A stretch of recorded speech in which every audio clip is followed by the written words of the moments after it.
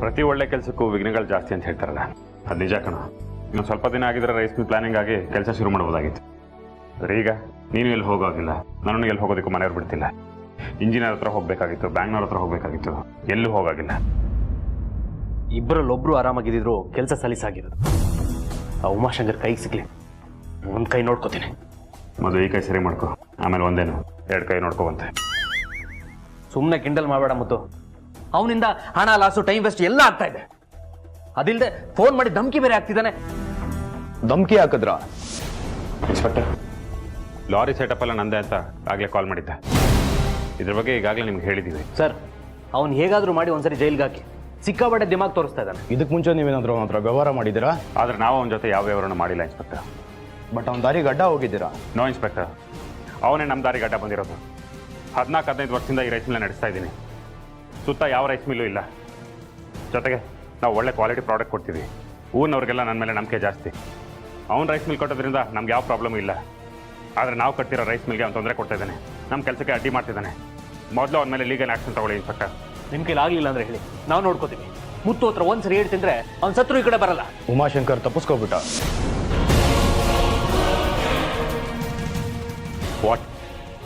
ಏನು ಹೇಳ್ತಿದ್ದೀರಾ ಇನ್ಸ್ಪೆಕ್ಟರ್? ಅಲ್ಲ, ನಾವು ಕಂಪ್ಲೇಂಟ್ ಕೊಟ್ಟಿರೋದು, ನೀವು ಅವನನ್ನು ಅರೆಸ್ಟ್ ಮಾಡ್ತೀರಾ ಅನ್ನೋದು ಅವ್ನಿಗೆ ಹೇಗೆ ಗೊತ್ತಾಯ್ತು?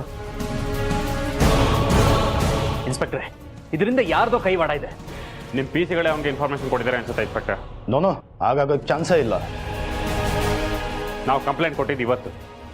ಅವ್ನು ಎಲ್ಲಿದ್ದಾನೆ ಅಂತ ಈಗಾಗಲೇ ನಿಮಗೆ ಗೊತ್ತಾಗಿತ್ತು. ಆದರೆ ಅವ್ನು ತಪ್ಪಿಸ್ಕೊಳಕ್ಕೆ ಹೇಗೆ ಸಾಧ್ಯ?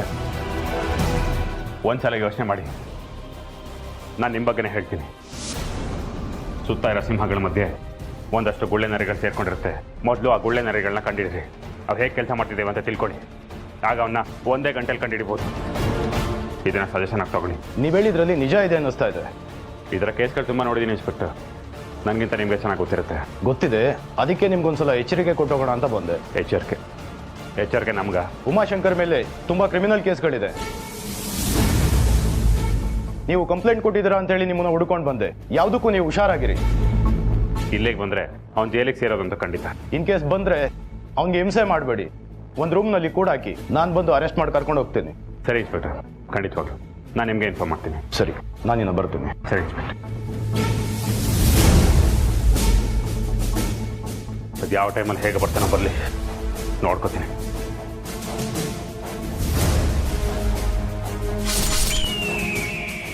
ಉಮಾಶಂಕರ್ ತಪ್ಪಿಸ್ಕೊಂಡಿದ್ದಾನೆ. ಈ ವಿಷಯ ನನಗೆ ಗೊತ್ತಾಗಿದೆಯಲ್ಲ, ತಲುಪಿಸೋ ಕಡೆಗೆ ತಲುಪಿಸ್ತೀನಿ. ಒಳ್ಳೆ ಮಜಾ ಬರುತ್ತೆ.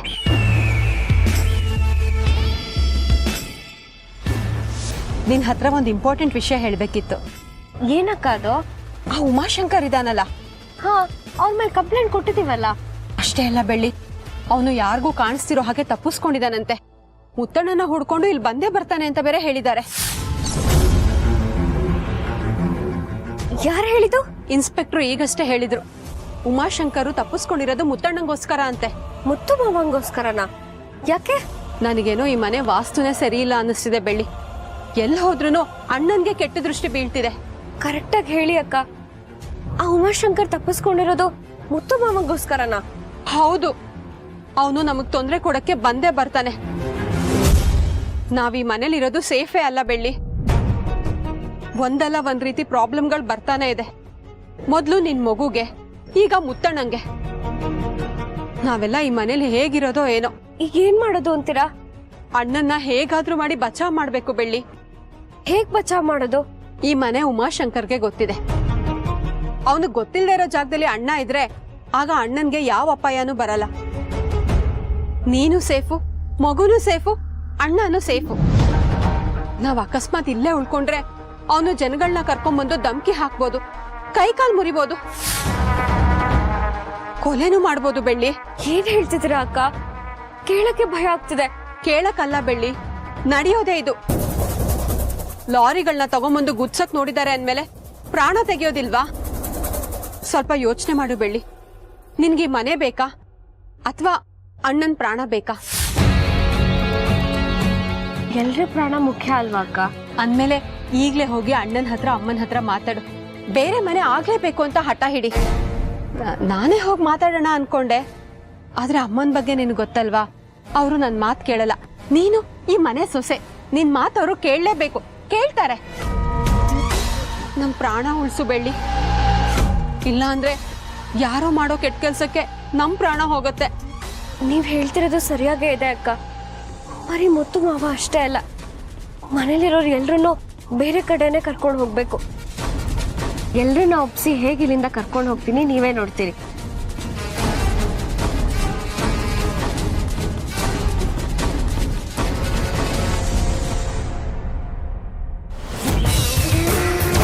ಕೊಬ್ಬಿರೋ ಕುರಿನ ಕೆಡ್ಡಕ್ಕೆ ಕೆಡವೋದು ಅಂದ್ರೆ ಹೀಗೇನೆ.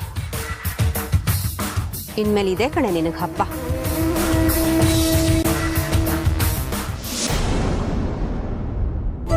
ಮುತ್ತು, ನೋವಿದ್ರೆ ಐಸ್ ಪ್ಯಾಕ್ ಇಟ್ಕೋ, ಕಡಿಮೆ ಆಗುತ್ತೆ. ಹಾಲಿಗೆ ಅರಿಶಿನ ಪುಡಿ ಹಾಕೊಂಡು ಕುಡಿದ್ರೆ ಗಾಯ ಬೇಗ ವಾಸಿ ಆಗುತ್ತೆ. ದಿನ ಪೂರ್ತಿ ಹೀಗೆ ಸುಮ್ಮನೆ ಕೂತಿರೋದೇ ಆಗಿದೆ ಚಿಕ್ಕಮ್ಮ. ಒಂದೊಂದ್ಸಲ ಹೀಗಾಗೋದು ಒಳ್ಳೇದಕ್ಕೂ ಹೌದು, ಕೆಟ್ಟದಕ್ಕೂ ಹೌದಪ್ಪ. ಕೆಟ್ಟದ್ ಗೊತ್ತು, ಒಳ್ಳೇದು ಯಾವ್ದಮ್ಮ? ಯಾವಾಗ್ಲೂ ಮುತ್ತು ಕೆಲ್ಸ ಅಂತ ಹೊರಗಡೆನೆ ಇರ್ತಿದ್ದ. ಊಟ ತಿಂಡಿ ನಿದ್ದೆ ಯಾವುದು ಸರಿಯಾಗಿ ಆಗ್ತಿರ್ಲಿಲ್ಲ. ಈ ನೆಪದಲ್ಲಾದ್ರೂ ಮನೇಲಿದ್ದು ಊಟ ತಿಂಡಿ ನಿದ್ದೆ ಎಲ್ಲ ಸಮಯಕ್ಕೆ ಸರಿಯಾಗಿ ಆಗುತ್ತೆ ಅಂತ.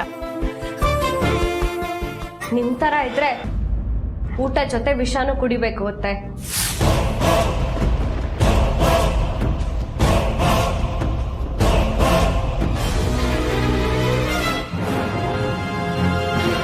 ಬೆಳ್ಳಿ, ಏನ್ ಮಾತಾಡ್ತಿದ್ಯಾ? ಯಾರ ಹತ್ರ ಮಾತಾಡ್ತಿದ್ಯಾ ಅಂತ ಗೊತ್ತಾ? ಎಲ್ಲ ಗೊತ್ತಿದ್ದೆ ಮಾತಾಡ್ತಿದ್ದೀನಿ ಮಾವ. ಬೆಳ್ಳಿ, ಚಿಕ್ಕಮ್ಮನ ಹತ್ರ ಇದೆಲ್ಲ ಮಾತಾಡಿದ್ರೆ ನನ್ಗೆ ಕೋಪ ಬರುತ್ತೆ. ಮುತ್ತು, ಅವಳೇನೋ ಹೇಳಕ್ ಹೊರಟಿದ್ದಾಳೆ, ಹೇಳಿ ಬಿಡು. ಏನ್ ಬೆಳ್ಳಿ ಅದು? ನಿಮಗೀಗ ತೃಪ್ತಿನ ಅತ್ತೆ? ದಿನ ನನ್ ಗಂಡ ಸಂಕಟ ಪಡ್ತಿರೋದನ್ನ ನೋಡಿ ಏನಾದ್ರೂ ಬದಲಾವಣೆ ತರೋದನ್ನ ಬಿಟ್ಟು ಹಿಡ್ದಿರೋ ಹಠನೇ ಸಾಧಿಸ್ತಿದ್ದೀರಲ್ಲ. ನೀನ್ ಯಾವ ವಿಷಯದ ಬಗ್ಗೆ ಮಾತಾಡ್ತಿದ್ಯಾ? ನೇರವಾಗಿ ಹೇಳು. ಬೆಳ್ಳಿ, ಯಾವುದೋ ವಿಷಯನ ಎಲ್ಲೋ ತಗೊಂಡು ಹೋಗ್ತಿದ್ಯಾ. ನಿನ್ನ ಮಾತು ಸರಿ ಇಲ್ಲ, ನಿನ್ನ ಮಾತಿನ ಶೈಲಿ ಸರಿ ಇಲ್ಲ. ಏನಾಗಿದೆ? ನೀವು ಮಾತಾಡ್ಬೇಡಿ ಅಣ್ಣ, ನಾನು ಅತ್ತೆ ಹತ್ರ ಮಾತಾಡ್ತಿದ್ದೀನಿ ತಾನೆ, ಆಮೇಲೆ ನಿಮ್ ಪ್ರಶ್ನೆಗೆ ಉತ್ತರ ಕೊಡ್ತೀನಿ. ಹೇಳಿ ಅತ್ತೆ, ಈಗ ನಿಮಗ್ ಖುಷಿನಾ?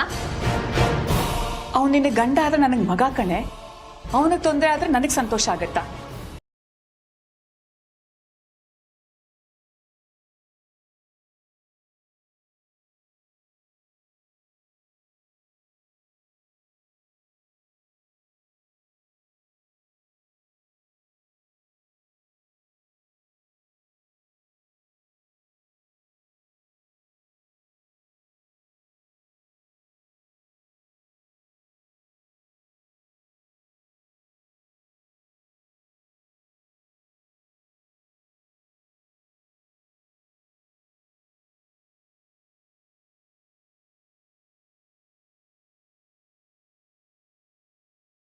ಅವ ಹೇಳಿಲ್ಲ, ಆದ್ರೆ ವಿಚಾರ ನಿಜ ಅಲ್ವಾ ಅತ್ತೆ?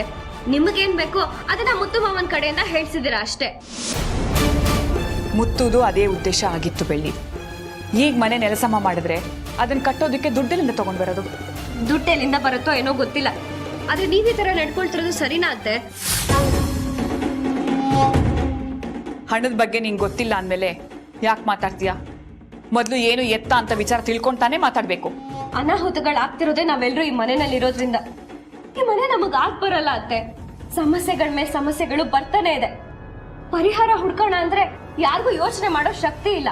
ಒಂದ್ ವೇಳೆ ಯೋಚನೆ ಮಾಡಿದ್ರು ಅದ್ ನಡೀತಿಲ್ಲ ಅಂದ್ಮೇಲೆ ನಾವ್ ಈ ಮನೆಯಲ್ಲಿ ಇರ್ಬೇಕಾ? ನೀವೇ ಹೇಳಿ ಅತ್ತೆ. ನಿನಗೆ ನಾನು ಮೊದಲೇ ಹೇಳಿದ್ದೆ ಅಲ್ವಾ, ರೈಸ್ ಮಿಲ್ ಕಟ್ ಆದ್ಮೇಲೆ ಮನೆ ಕಟ್ಸೋದು ಅಂತ ತೀರ್ಮಾನ ಆಗಿದೆ ಅಂತ. ಹೇಗ್ ತೀರ್ಮಾನ ಆಯ್ತು? ಯಾರ್ಯಾರು ತೀರ್ಮಾನ ಮಾಡಿದ್ರಿ? ನಾನು ಈ ಮನೆಗ್ ಸೊಸೆ, ನನ್ನನ್ನ ಒಂದ್ ಮಾತು ಕೇಳ್ಬೇಕು ಅಂತ ನಿಮ್ಗೆ ಯಾರಿಗೂ ಅನ್ನಿಸ್ಲಿಲ್ವಾ? ನನ್ ಮನ್ಸಲ್ಲಿ ಏನಿದೆ, ಅವಳು ಯಾಕೆ ಈ ತರ ಮಾತಾಡ್ತಿದ್ದಾಳೆ ಅಂತ ಒಂದ್ಸರಿ ಆದ್ರೂ ಯೋಚನೆ ಮಾಡಿದೀರಾ? ಸರಿ, ಹೀಗೆ ಹೇಳು, ನಿನ್ನ ಮನ್ಸಲ್ಲಿ ಏನಿದೆ ಅಂತ. ಈ ಮನೆಯಲ್ಲಿ ಒಂದೂ ಸರಿಯಾಗಿಲ್ಲ. ಒಂದು ದಿನಾನೂ ನೆಮ್ಮದಿಯಾಗಿರೋಕಾಗ್ತಿಲ್ಲ. ಹಣ ಬಂದಾಗ ಉಳ್ಸೋಕಾಗ್ತಿಲ್ಲ, ಎಲ್ಲ ಖರ್ಚಾಗಿ ಹೋಗ್ತಿದೆ. ಇನ್ನು ನಮ್ಮ ಮಗು ಬಂದ್ರೆ ಈ ಮನೆಯಲ್ಲಿ ಬದುಕೋದಾದ್ರೂ ಹೇಗೆ? ಪ್ರತಿದಿನ ಕೊರಗ್ತಾನೆ ಇರ್ಬೇಕಾಗತ್ತೆ. ಕೊರಗೋದೇ ಜೀವನನ? ಬೇಡ ಅತ್ತೆ, ರೈಸ್ ಮಿಲ್ ಕಟ್ಟೋದು ಸ್ವಲ್ಪ ತಡ ಆದ್ರೂ ಪರವಾಗಿಲ್ಲ. ಮೊದಲು ಹೊಸ ಮನೆ ಕಟ್ಟೋಣ. ನನಗೂ ಗೊತ್ತು ಮುತ್ತು ಮಾವ ರೈಸ್ ಮಿಲ್ ಕಟ್ತಿರೋದು ಬರೀ ಹಣಕ್ಕೋಸ್ಕರ ಅಲ್ಲ, ಎಷ್ಟೊಂದು ಜೀವನಾನು ಅದ್ರಲ್ಲಿದೆ ಅಂತ. ಆದ್ರೆ ಕೆಲ್ಸಗಾರರಿಗೆಲ್ಲ ಕೆಲ್ಸ ಕೊಟ್ಟೆ ಕೊಡ್ತೀನಿ ಅಂತ ಭರವಸೆ ಕೊಟ್ಟಿದಾರಲ್ಲ, ಅದನ್ನ ಅವ್ರು ಉಳಿಸ್ಕೋತಾರೆ. ಸ್ವಲ್ಪ ತಿಂಗಳು ಪರವಾಗಿಲ್ಲ, ಮೊದಲು ಮನೆ ಕಟ್ಟೋಣ, ಆಮೇಲೆ ರೈಸ್ ಮಿಲ್ನ ಕಟ್ಲಿ.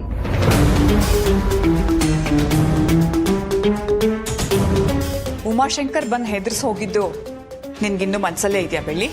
ಯಾರು ಬರ್ಲಿ ಬಿಡ್ಲಿ, ಇಲ್ಲಿ ಬದುಕಿರೋದೇ ಕಷ್ಟ ಆಗ್ತಿದೆ. ಅದನ್ನ ನೀವೆಲ್ಲರೂ ಅರ್ಥ ಮಾಡ್ಕೊಳ್ಳಿ. ಎಲ್ರೂ ಚೆನ್ನಾಗೇ ಇರ್ಬೋದಲ್ವಾ? ಇರಬಹುದು, ಆದ್ರೆ ಅದಕ್ಕೆ ನೀವ್ ಅಡ್ಡಿ ಮಾಡ್ತಿದ್ದೀರಾ ಅತ್ತೆ.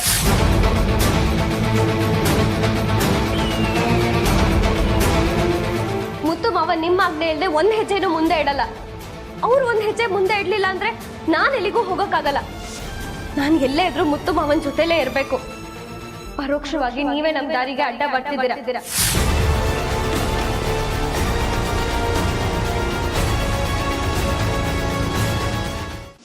ಆ ಉಮಾಶಂಕರ್ ಯಾವಾಗ ಬೇಕಾದ್ರೂ ಬಂದು ಮುತ್ತು ಮಾವನ್ ಮೇಲೆ ದಾಳಿ ಮಾಡ್ಬೋದು. ಇದ್ದಿವಾಗ ಗೊತ್ತಿದ್ಯಾ ಅತ್ತೆ? ಬೆಳ್ಳಿ, ಉಮಾಶಂಕರ್ ಅಟ್ಯಾಕ್ ಮಾಡೋ ವಿಷಯ ನಿಂಗೆ ಹೇಗೆ ಗೊತ್ತಾಯ್ತು? ಷಣ್ಮುಗ ಹೇಳಿದ್ನ?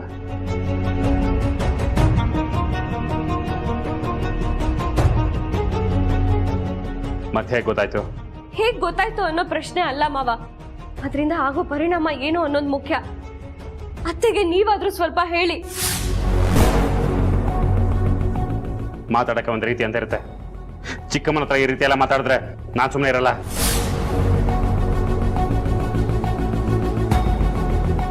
ನೋಡು ಬೆಳ್ಳಿ, ಈಗ ನೀನು ಪ್ರೆಗ್ನೆಂಟ್ ಆಗಿದ್ಯಾ, ನಿನ್ನ ಹೆಲ್ತ್ ಸರಿ ಇರಲಿಲ್ಲ, ಈಗಷ್ಟೇ ರಿಕವರ್ ಆಗ್ತಿದ್ಯಾ. ಈ ಕಾರಣಕ್ಕೆ ಮಾತ್ರ ನಾನು ಸುಮ್ಮನೆ ಇದ್ದೀನಿ. ನೀನು ಚಿಕ್ಕಮ್ಮನ ಹತ್ರ ಈ ರೀತಿ ಎಲ್ಲ ಮಾತಾಡಬೇಡ. ನಿನ್ನ ಮಿತಿ ಮೀರ್ತಿದ್ಯಾ? ನಾನಿನ್ನೇನು ಮಾತಾಡಲ್ಲ ಮಾವ. ರೈಸ್ ಮಿಲ್ನ ಕಟ್ಟೋದ್ರ ಬದಲು ಮೊದಲು ಹೊಸ ಮನೆ ಕಟ್ಟೋದ್ರ ಬಗ್ಗೆ ಯೋಚನೆ ಮಾಡಿ. ಅದ್ಗೆ ಈ ವಿಷಯ ಎಲ್ಗೋ ಹೋಗ್ತಿದೆ. ನೀವೀಗ ಅಮ್ಮಂಗೆ ಹೇಳಿದ್ರಲ್ವಾ, ಅಣ್ಣ ಮತ್ತೆ ಅಮ್ಮ ಅದ್ರ ಬಗ್ಗೆ ಯೋಚನೆ ಮಾಡ್ತಾರೆ. ಏನಮ್ಮ ಯೋಚನೆ ಮಾಡ್ತೀರಾ ಅಲ್ವಾ? ಅದಕ್ಕೆ ಉತ್ತರ ಕೊಡಿ. ಸರಿ, ನಾನು ಮುತ್ತು ಈ ವಿಚಾರದ ಬಗ್ಗೆ ಯೋಚನೆ ಮಾಡಿ ವಿಷಯ ತಿಳಿಸ್ತೀವಿ.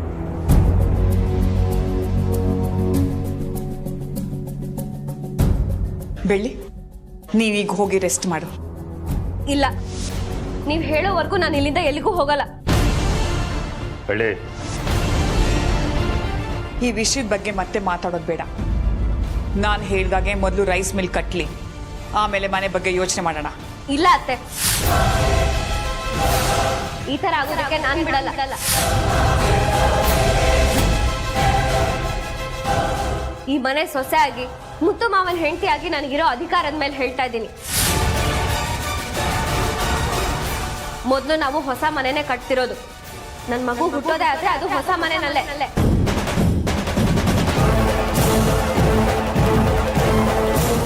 ನೀವ್ ನನಗೆ ಅರ್ಥ ಆಗಿರೋದ್ರಿಂದ ಈ ವಿಚಾರನ ಮುಂಚೆನೆ ತಿಳಿಸ್ತಾ ಇದ್ದೀನಿ. ಎಲ್ರಿಗೂ ಗೊತ್ತಾಗಿದೆ ಅನ್ಕೋತೀನಿ. ಹೊಸ ಮನೆ ಕಟ್ಟೋದ್ರಿಂದ ಯಾರು ಹಿಂದೆ ಸರಿಯೋ ಮಾತಿಲ್ಲ.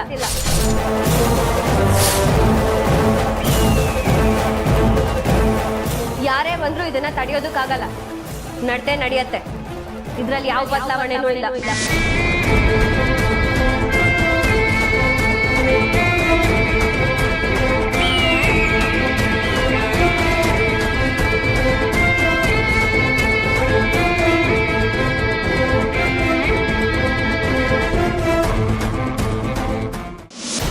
ಕೆಲವು ವಿಷಯಗಳನ್ನ ಅರ್ಗಿಸ್ಕೊಳ್ಳೋದಕ್ಕೆ ಆಗಲ್ಲ ಕಣ. ಬೆಳ್ಳಿ ಮಾತಾಡಿದ ರೀತಿನೂ ಹಾಗೆ ಇತ್ತು. ಅಲ್ಲ, ಅವಳೆ ಹಾಗೆ ಯಾಕೆ ಮಾತಾಡಿದ್ಲು ಅಂತ. ಅವಳು ಯಾವಾಗಲೂ ತುಂಬ ಗೌರವದಿಂದ ಪ್ರೀತಿಯಿಂದ ಮಾತಾಡಿಸ್ತಿದ್ಲು ಚಿಕ್ಕಮ್ಮನ್ನ. ಆದರೆ ಇದ್ದಕ್ಕಿದ್ದಾಗೆ ಹೀಗೆ ಯಾಕೆ ಮಾತಾಡಿದ್ಲು ಅಂತ ನಾನು ಬೆಳ್ಳಿಗೆ ಬಯ್ಯೋ ಹಾಗೂ ಇಲ್ಲ. ಅವಳೀಗ ಪ್ರೆಗ್ನೆಂಟ್ ಬೇರೆ, ಮೆಂಟಲಿ ಅಪ್ಸೆಟ್ ಆಗಿದ್ದಾಳೆ. ಇನ್ನೊಂದು ಕಡೆ ಚಿಕ್ಕಮ್ಮ ಅವ್ರಿಗೆ ಅವಮಾನ ಆಗೋ ರೀತಿ ನಾನು ಯಾವತ್ತೂ ನಡ್ಕೊಂಡಿಲ್ಲ, ಬೇರೆಯವ್ರಿಗೂ ನಡ್ಕೊಳ್ಳೋದಕ್ಕೂ ಬಿಟ್ಟಿಲ್ಲ. ಬೆಳ್ಳಿ ಮೇಲೆ ಪ್ರೀತಿ ಇರೋದಕ್ಕೆ ನೀನು ಇಷ್ಟೊಂದು ಸೈಲೆಂಟ್ ಆಗಿದೆಯಾ? ಅದು ಒಳ್ಳೇದೇ, ಆದರೂ ಬೆಳ್ಳಿ ಮಾತಾಡಿ ಸ್ವಲ್ಪ ಖಾರವಾಗೇ ಇತ್ತು. ಹೆಂಡತಿ ಆಗೆಲ್ಲ ಮಾತಾಡಿದ್ರು ನಾನು ಒಂದೇ ಒಂದು ಮಾತಾಡಲಿಲ್ಲ ಅಂತ ಚಿಕ್ಕಮ್ಮಗೆ ಎಷ್ಟು ಬೇಜಾರಾಗಿರಲ್ಲ.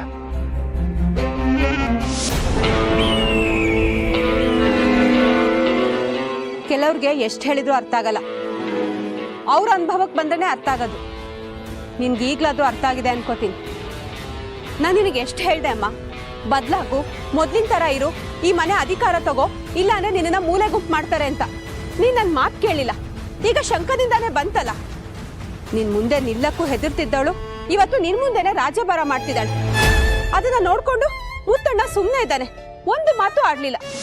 ನಾನು ಇಷ್ಟೆಲ್ಲ ಬದಲಾಗಿರೋದು ಮುತ್ತುಗೋಸ್ಕರ, ನನ್ ಮಗ ಮುತ್ತುಗೋಸ್ಕರ ನಾನು ಏನ್ ಬೇಕಾದ್ರೂ ಮಾಡ್ತೀನಿ ಅಂತಿದ್ದೆ.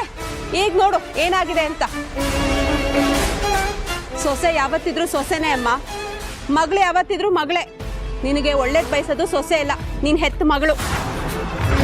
ಶರ್ಮಿಳಾ, ನನಗೆ ಯಾವ ಹಣ, ಒಡವೆ, ವಸ್ತ್ರ, ಈ ಆಸ್ತಿ, ಅಧಿಕಾರ ಯಾವುದೂ ಬೇಕಾಗಿಲ್ಲ.